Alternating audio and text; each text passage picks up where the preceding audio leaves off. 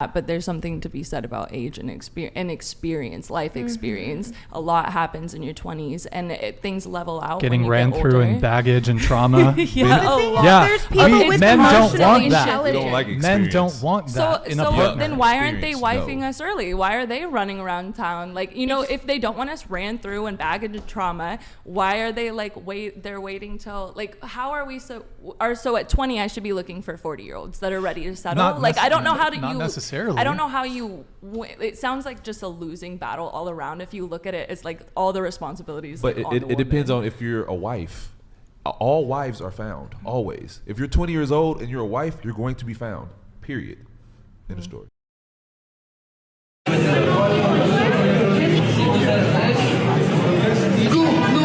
Go, but you're not coming on my private jet for the summer, and I'm not going to pay for your things anymore. Please, this is for peasants who need to walk in. I'm not like this. You have notes as all on the list. You have no list, okay?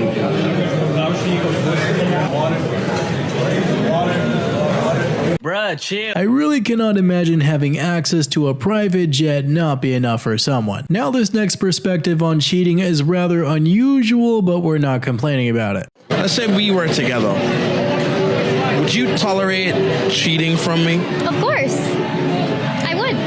We're surrounded right now by a shit ton of amazing clubs. You can walk into the club right now, get super drunk, and just have a one-night stand, but you're still coming home to me, sleeping with me, providing for me, and doing everything you're supposed to because it's just pleasure. You know what I mean? It's status, basically. When we cheat, it's a connection. Like, we cheat with attention. We cheat with emotions. You guys don't cheat with emotions. We do. You know what time it is?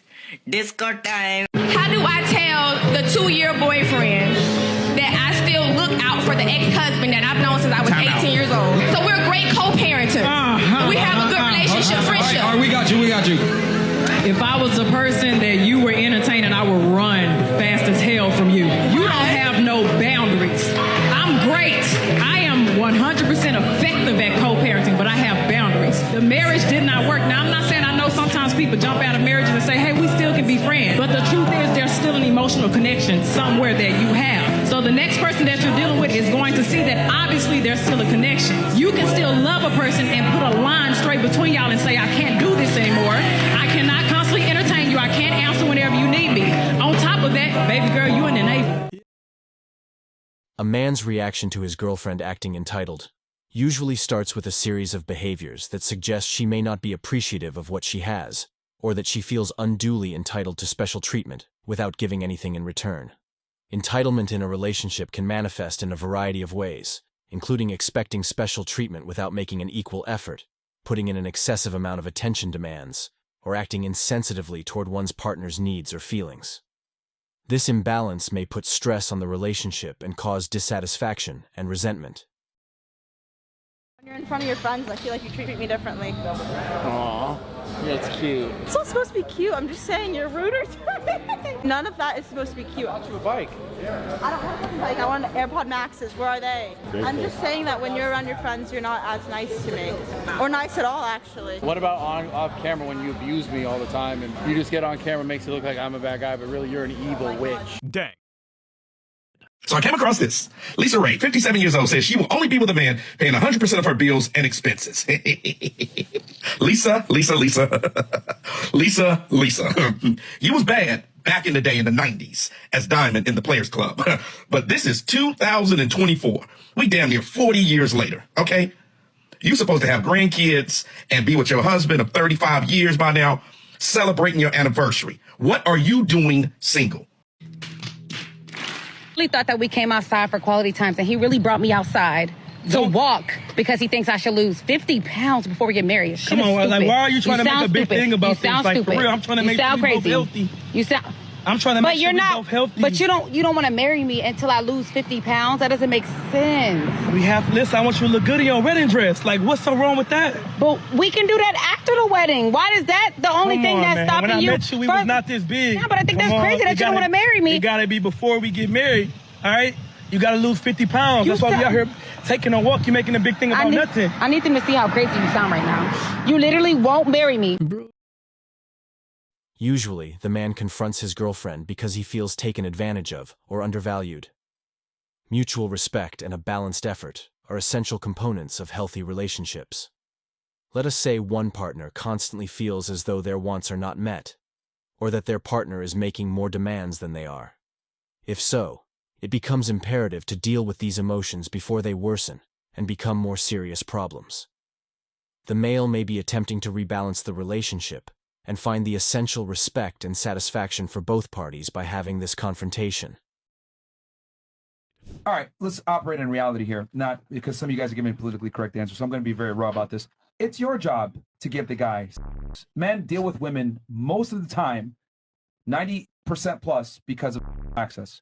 If you guys didn't have it, men wouldn't talk to you. Let's keep it 1,000. Like, come on, man. Like, y'all really think, like, dudes are out here trying to get to know you and talk to you and have a great conversation? We don't give none of that. Men deal with women for access, and all of you know this deep down to some degree. You have your for a reason, you have your for a reason, you have makeup on, you're on OnlyFans. All of you guys know to a degree that your main agency is your sexuality. Stop lying. Wow.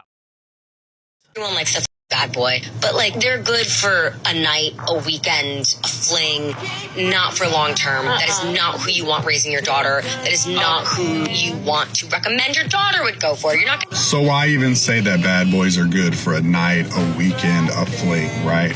They're good for what? Getting pregnant, possibly getting addicted to the chaos and toxicity that comes along with a bad boy. How old are you again? Are you really dipping your steak in ketchup? Yeah. Everybody does that.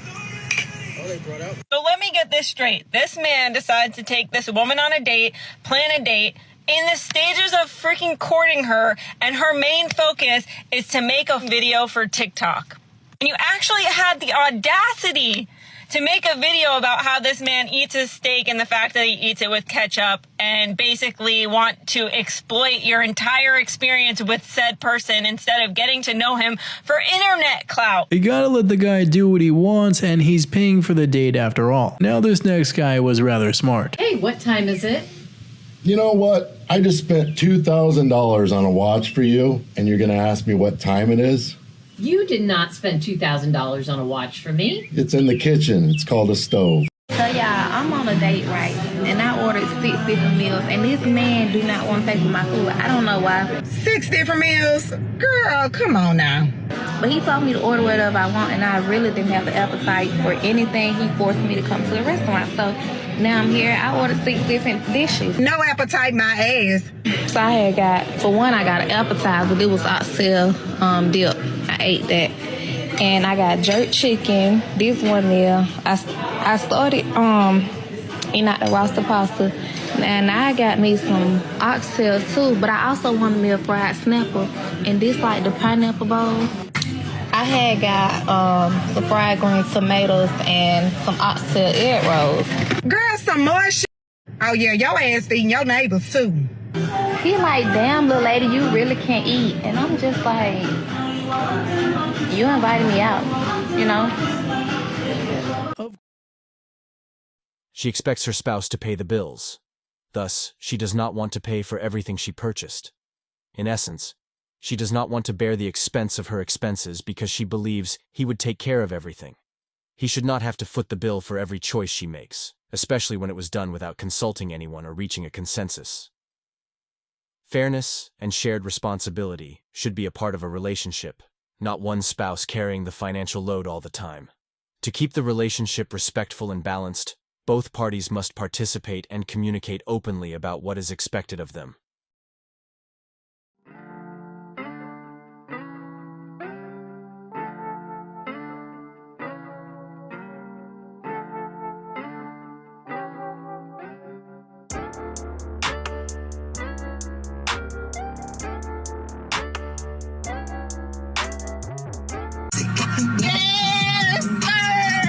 Just pulled up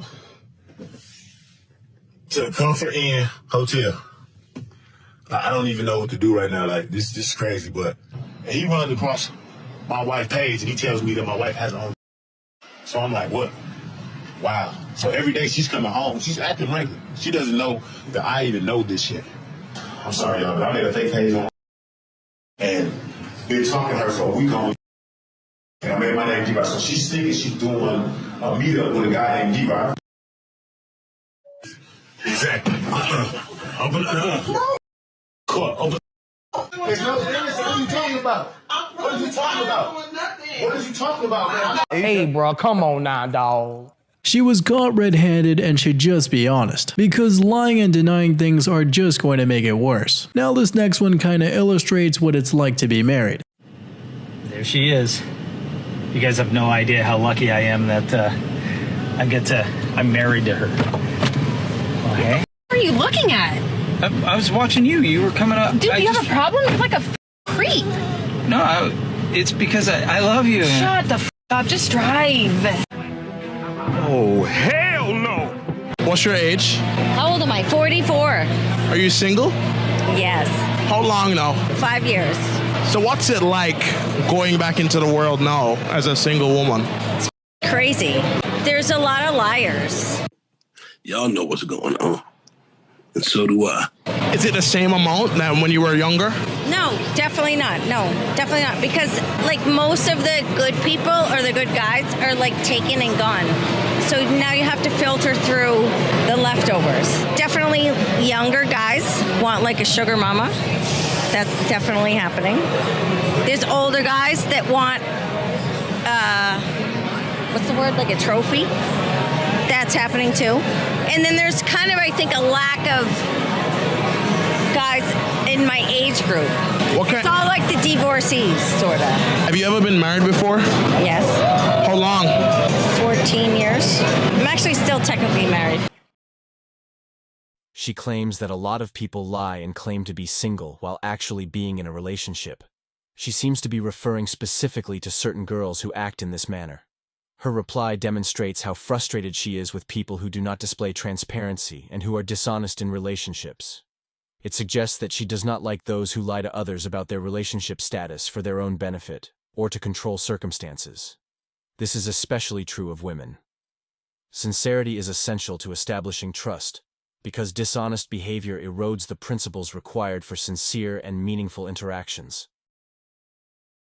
I have never seen a realer statement in my life. When it comes to my birthday, I genuinely don't care. It's like I don't need a huge party. I don't need a huge cake or a lot of presents. You don't even really gotta tell me happy birthday. Just don't bother me and let me chill. If we got work, we're still gonna go to work. If we go to the gym, we're still gonna go to the gym. It's just another day. There's no way you're not going to be able to tell it's a woman's birthday. She is going to let you know. She might even have a birth week where she's doing non-stop events during the week for her birthday. It's like y'all use the word insecure as some type of coping mechanism for men who actually care about the type of woman that they pursue a relationship with. Oh, you don't want me wearing this? You're so insecure. Oh, you don't want me going out late with my friends to the club at night? You're so insecure within yourself. Sis, that's not insecurity, that's love and protection. See, the problem is, you want the freedom of acting single all while still being in a relationship with someone. You want all the benefits, but expect him to just do everything that you say and just roll with it. You expect him to defend you. You expect him to protect and provide for you. But when he does it in a way that's not how you want, it's a problem.